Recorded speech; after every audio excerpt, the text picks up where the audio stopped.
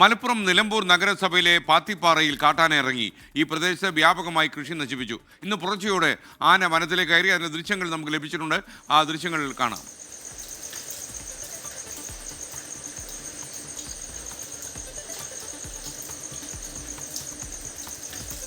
മലപ്പുറത്ത് നിന്ന് ബിപിൻ സി വിജയൻ വിവരങ്ങൾ നൽകാൻ നമുക്കൊപ്പം ചേരുന്നു. Bipin, good morning. പറയൂ.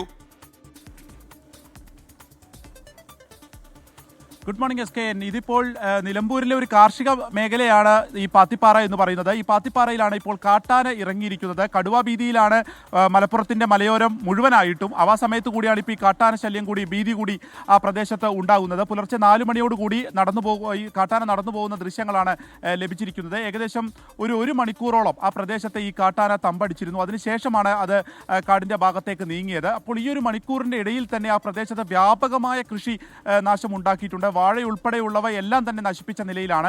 അപ്പോൾ കർഷകർ അത്രത്തോളം ദുരിതത്തിലായി നിൽക്കുന്ന ഒരു സമയത്ത് കൂടിയാണ്, ഈ ന്യൂനമർദ്ദത്തിൻ്റെയൊക്കെ പ്രശ്നങ്ങൾ നിൽക്കുന്ന ഒരു സമയത്ത് കൂടിയാണ് ഇപ്പോൾ കാട്ടാന വലിയ രീതിയിൽ കൃഷി നശിപ്പിച്ചിരിക്കുന്നത്. ആ സമയത്ത് അവിടുത്തെ വനം വകുപ്പിനെ അറിയിച്ചു എന്നുണ്ടെങ്കിലും ഒരാൾ പോലും അത് ഗൗരവത്തോടെ എടുക്കുകയോ ആ പ്രദേശത്തേക്ക് എത്തുകയോ ചെയ്തില്ല എന്നുള്ള പരാതിയാണ് ഇപ്പോൾ പാത്തിപ്പാറയിൽ നിന്ന് വരുന്നത്. കാരണം അവരെ അറിയിച്ചപ്പോൾ ഈ കാട്ടാനയെ തുരത്താനുള്ള ഉപകരണങ്ങളൊന്നും ഇല്ല എന്ന് വളരെ ലാഘവത്തോടുള്ള ഒരു മറുപടിയാണ് വനം വകുപ്പ് ഉദ്യോഗസ്ഥരുടെ ഭാഗത്തുനിന്ന് ഉണ്ടായത് എന്നുള്ള പരാതി കൂടി കർഷകർ പങ്കുവയ്ക്കുന്നുണ്ട്. S K.